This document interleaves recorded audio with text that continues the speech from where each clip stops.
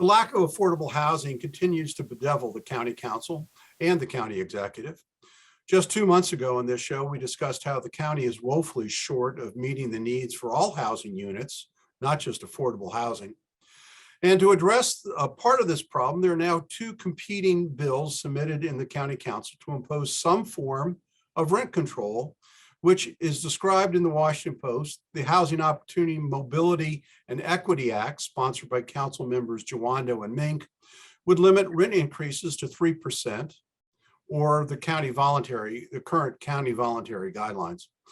While the Tenant Assistance Protection Package, sponsored by 6 members of the council, including Fanny Gonzalez, Friedson, Albanese, Balcom, Katz, and Ludke, would limit annual rent increases to 8% plus inflation. Mike, according to the Brookings Institute, while rent control appears to help current tenants in the short run, in the long run, it really decreases affordability, fuels gentrification, and creates negative spillovers in the surrounding neighborhoods. So if the goal is more housing, won't either proposal negatively impact the housing stock? Yes, I think it will. I think that's the real challenge. And unfortunately, this is an interesting dynamic that takes place in the legislative body in Montgomery County, in that bills rarely get voted down.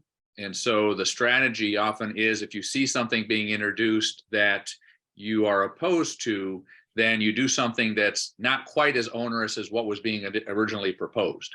And so, which is, I think, the strategy here, which is unfortunate, because the answer is we shouldn't be doing rent control, and it can't be some modification thereof. I think you still have whichever were to pass is going to be detrimental.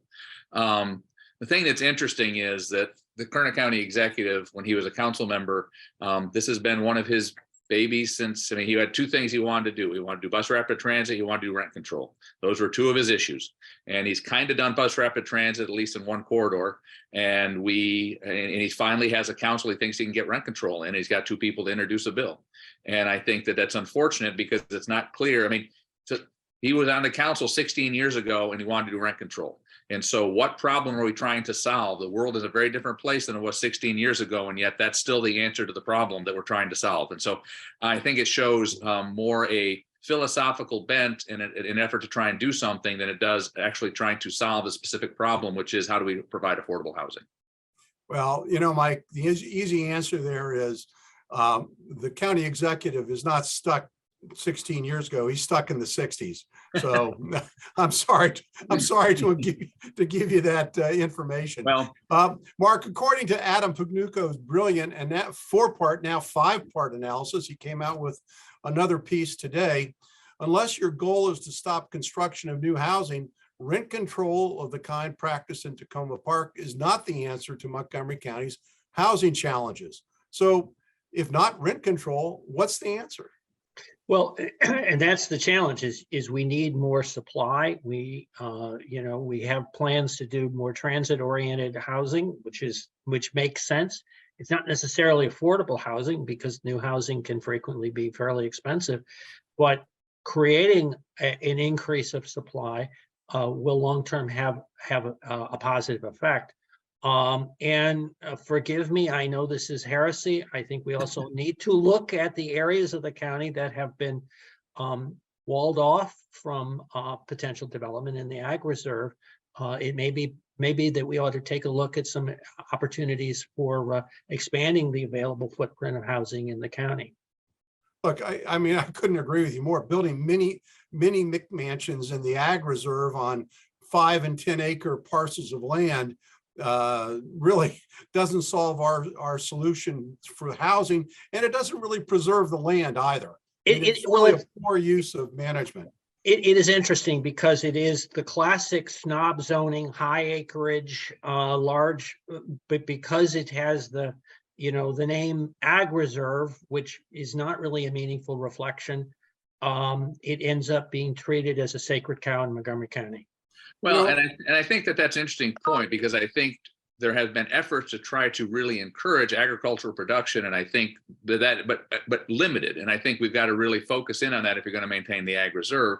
But I think the other piece we've got to really begin to looking at is also supply. We built Montgomery County as a suburban community, and we built parcels as a suburban community. And we are now a community of 1.2 million people, and you've got to develop differently. And so, it's not going to be everybody gets a half-acre lot. You're going to have to think about what development going forward looks like. And I realize that's a challenging conversation, as the ag reserve conversation is, but that talks about some elements of densification, redevelopment of places, and you've got to have those as real conversations, or you're never going to move the needle. Well, I mean, certainly the council is looking at new ways to expand. I mean, they certainly have proposed using government or county-owned properties for expansion, but and they've done several other things, including liberalization restrictions on accessory dwelling units, housing, and ending the county's housing moratorium, cutting impact taxes, passing tax abatements for development near metro stations. These are all good things that they're doing, but really, it's a drop in the bucket compared to the number of housing units that need to be built in the county. And Mark, at the same time, we're talking about debating rent controls. We're also proposing additional tenant assistance programs that, that's really great for the tenants that are in place, but it doesn't help expand housing, and it doesn't help expand the stock of affordable housing. Well, this is the equivalent of the dog chasing their tail in public policy. Of you create a problem with the lack of supply and development and new creation, and you respond to that problem you've created with another set of problems that really kind of exacerbates the overall issue.